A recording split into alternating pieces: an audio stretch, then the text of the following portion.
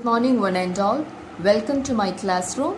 I am Reshma C, Assistant Professor, Department of Civil Engineering, SNIT, Adur. In the previous class, we dealt with some university questions. In today's class, we shall deal with some more numericals. Moving on to the first question, a three-hinged parabolic arch having supports at different levels. So this is a question of three-hinged parabolic arch with support at different levels. The figure is shown. It carries a UDL of 30 kilonewton per meter over the portion left of crown. So this is the three-hinged parabolic arch. It is supported at two different levels. One at 5 meter depth and other at 3 meter depth. It carries a UDL of 30 kilonewton meter over the left portion of the crown. So C is the crown portion. Towards the left of C, there is a UDL of 30 kilonewton per meter. Determine the horizontal thrust developed. That is, we have to find out H. Find also the bending moment, normal thrust and radial shear force developed at a section 15 meter from the left support. So at a distance of 15 meter from the left side, we will mark a point D. And at this point, we have to find out the bending moment, normal thrust and radial shear force. Okay? So in this question, it's a three-hinged arch hinged at A, B and C. Reactions at A are VA and H. Reactions at B are VB and H.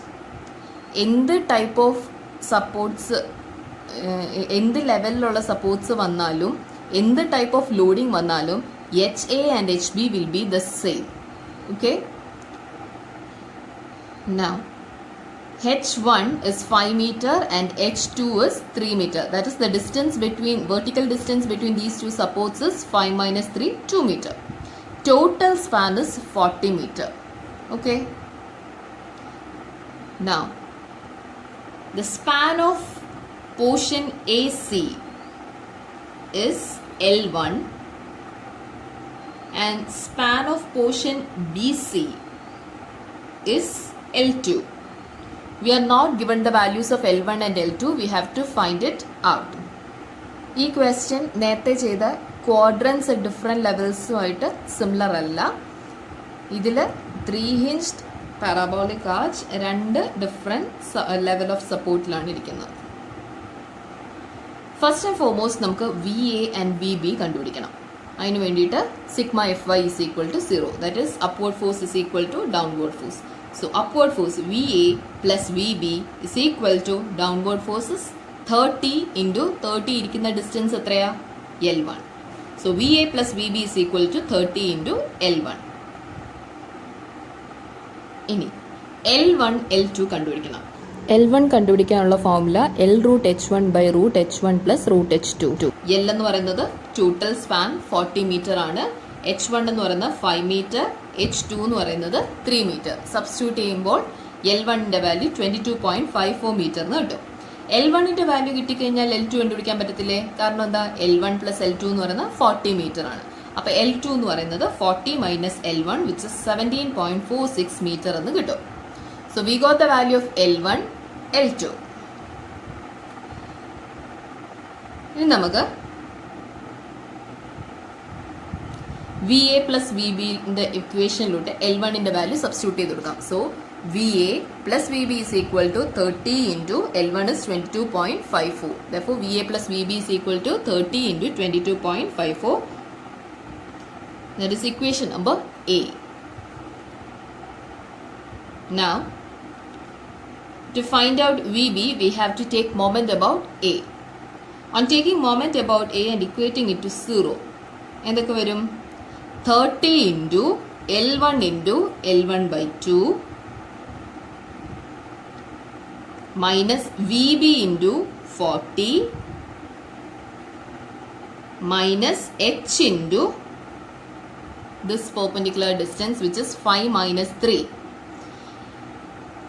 Supports at different levels ആയതുകൊണ്ട് നമുക്ക് H കൊണ്ടുള്ള momentum കൂടി ഇവിടെ consider ചെയ്യേണ്ടി വരും.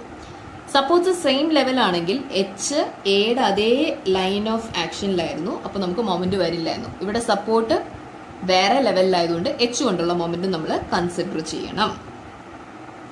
So the equation becomes 30 into L1 into L1 by 2 minus h into 5 minus 3 minus VB into 40 is equal to 0. Mark it as equation number 1. Supports at same level ആയിരുന്നെങ്കിൽ sigma M A is equal to 0 ചെയ്യുമ്പോൾ നമുക്ക് V B കിട്ടേണ്ടതാണ്. ഇവിടെ ഇപ്പോൾ supports different ലെവൽസിലായതുകൊണ്ട് sigma M A is equal to 0 ചെയ്തപ്പോൾ ഇക്വേഷൻ്റെ അകത്ത് V ബിയും എച്ചും വന്നു. രണ്ട് അൺനോൺസ് വന്നപ്പോൾ നമുക്ക് അതിൻ്റെ അകത്ത് നിന്ന് സോൾവ് ചെയ്തെടുക്കാൻ പറ്റിയില്ല. അപ്പം ആ ഇക്വേഷൻ എന്ന് പറയുന്നത് വി ബിയുടെയും എച്ചിൻ്റെയും ടേംസിലുള്ള ഒരു ഇക്വേഷനായി മാറി.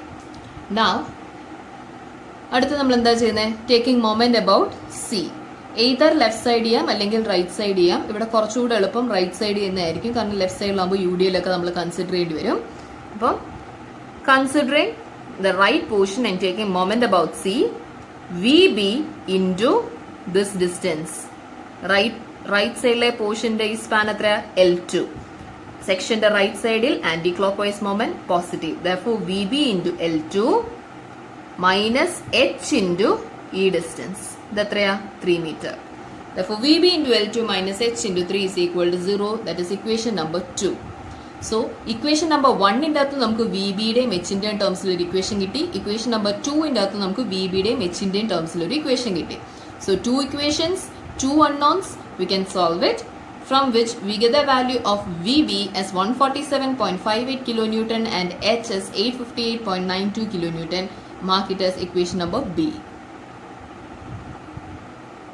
ഓൾറെഡി നമ്മളൊരു ഇക്വേഷൻ നമ്പർ എ ഡെവലപ്പ് ചെയ്തിട്ടുണ്ടായിരുന്നു, which is V A plus V B is equal to 30 into 22.54.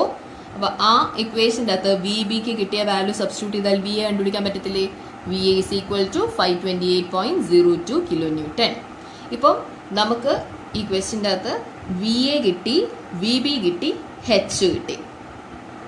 Okay, ഇനി നമുക്ക് ലെഫ്റ്റിൽ നിന്നും 15 meter മാറി ആർച്ചിൽ നമ്മൾ ഡി എന്ന് പറഞ്ഞൊരു പോയിന്റ് എടുത്തു കഴിഞ്ഞാൽ ആ പോയിന്റിലെ bending moment, normal thrust, radial shear ഒക്കെയാണ് കണ്ടുപിടിക്കേണ്ടത്.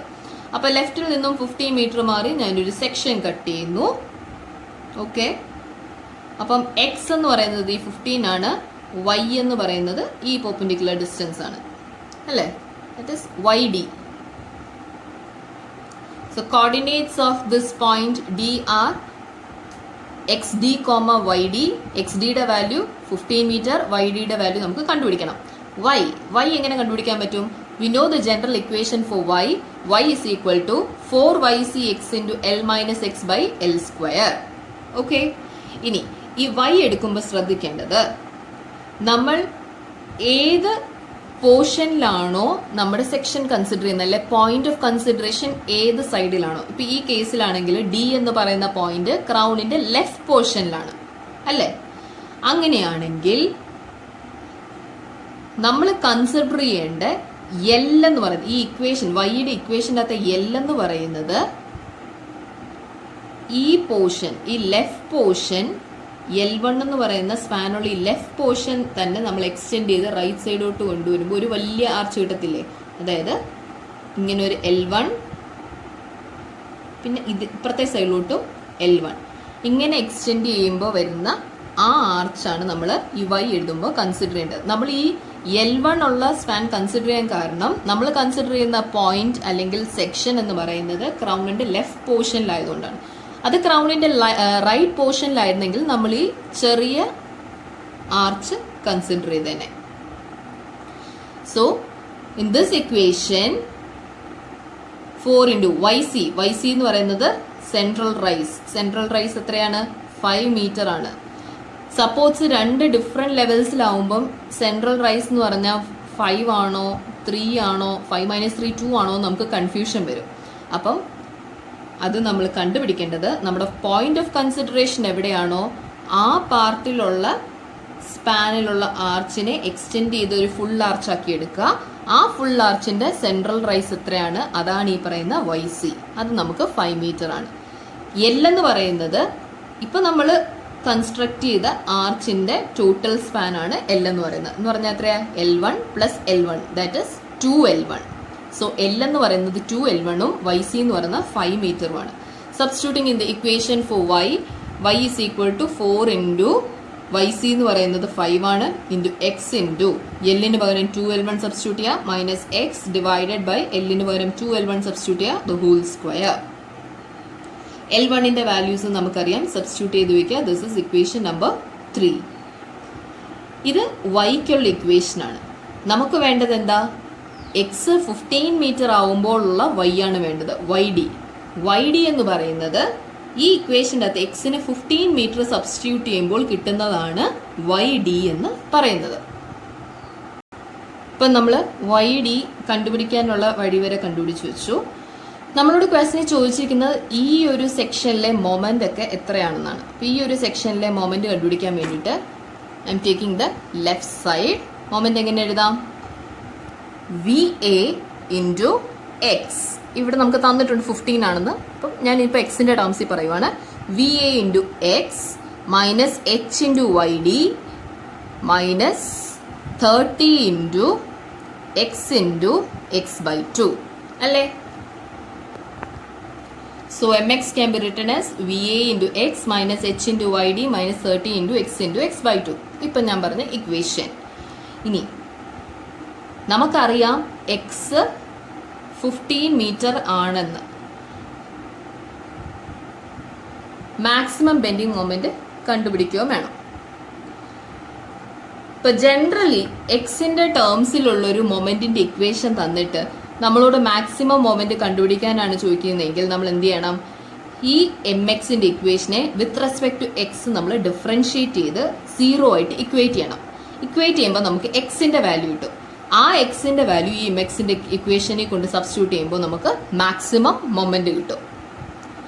ഇവിടെ പക്ഷെ നമുക്ക് ഡയറക്റ്റ് ആയിട്ട് എക്സിന്റെ വാല്യൂ തന്നിട്ടുണ്ട്, അതിന് കറസ്പോണ്ടിങ് ആയിട്ടുള്ള മൊമെന്റ് കണ്ടുപിടിക്കാനാണ് ചോദിച്ചിരിക്കുന്നത്. അപ്പൊ എം ഡി എന്ന് പറയുന്നത് VA into 15 minus H into Y D minus 30 into 15 into 15/2 അല്ലേ? ഇനി വൈ ഡി നമ്മൾ പറഞ്ഞു, വൈ ഡിക്കുള്ളൊരു ഇക്വേഷൻ നമ്മൾ ഡെവലപ്പ് ചെയ്തായിരുന്നു എക്സിന് 15 ഒക്കെ കൊടുത്തിട്ട്.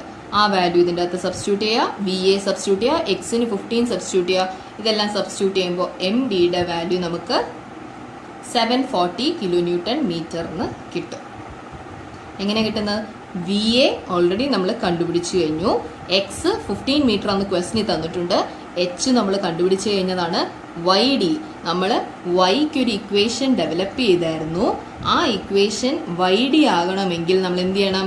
എക്സിന് 15 സബ്സ്റ്റിറ്റ്യൂട്ട് ചെയ്ത് കൊടുക്കണം. അങ്ങനെ നമ്മൾ എക്സിന് 15 സബ്സ്റ്റിറ്റ്യൂട്ട് ചെയ്ത് കൊടുക്കുമ്പോൾ വൈ ഡിയുടെ വാല്യൂ 4.4 മീറ്റർ എന്ന് കിട്ടും.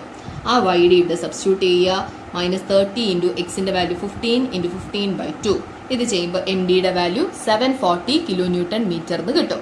So this is the moment at a section 15 meter from the left support.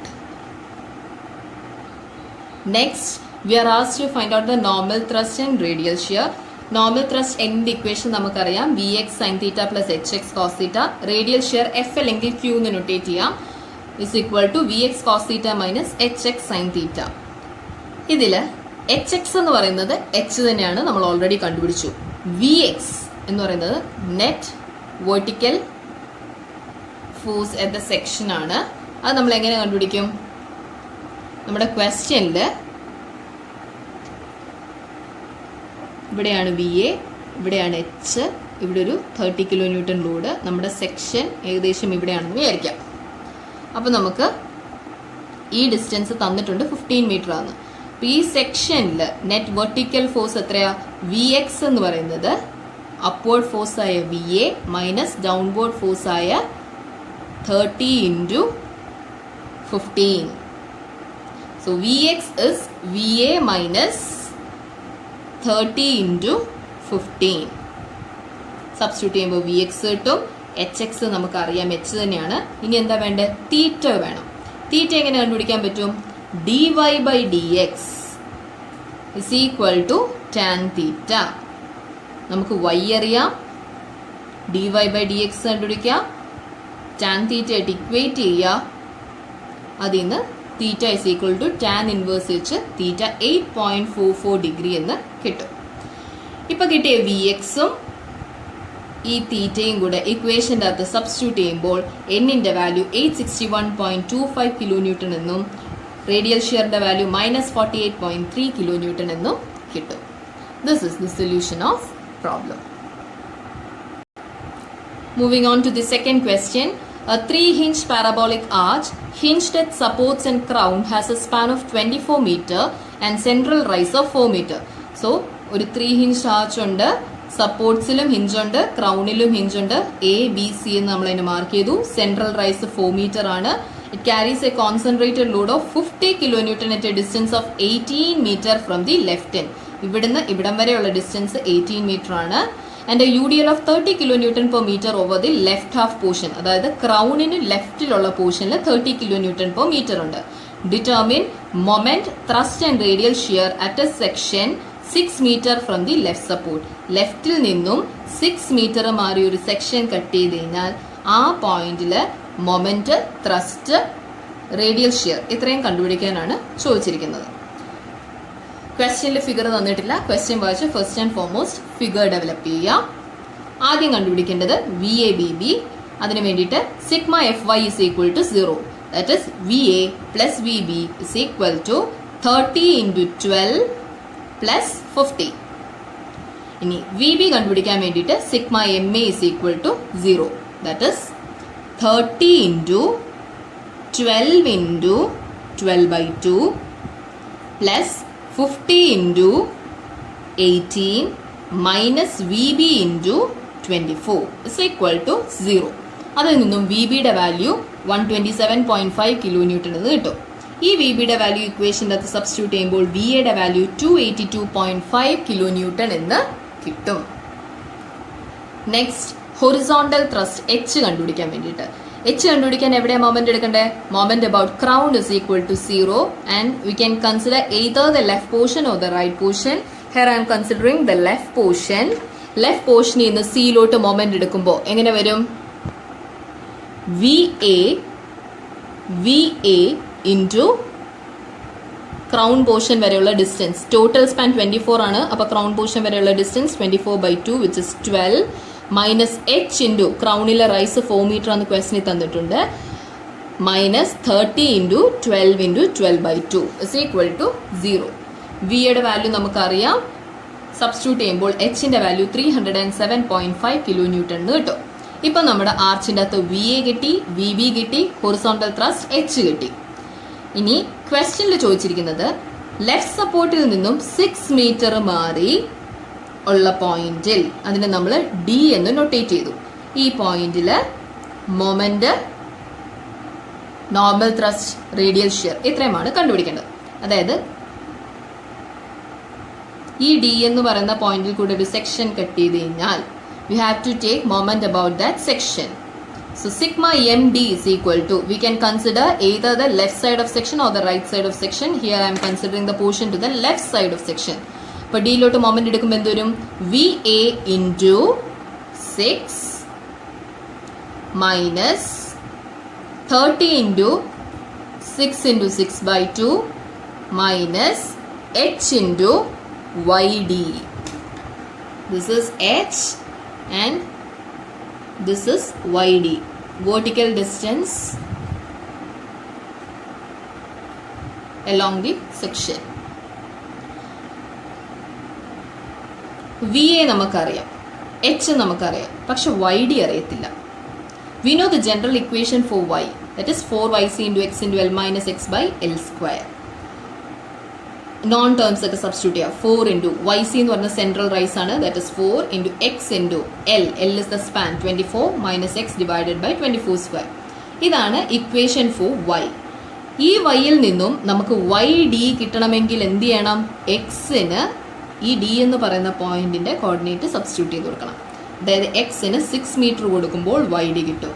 YD നമുക്ക് 3 മീറ്റർ എന്ന് കിട്ടും. ഇപ്പം നമുക്ക് VA അറിയാം, H അറിയാം, YD അറിയാം. സബ്സ്റ്റിറ്റ്യൂട്ട് ചെയ്ത് കഴിഞ്ഞാൽ മൊമെന്റ് അബൌട്ട് D കിട്ടും, which is 232.5 kilo newton metre.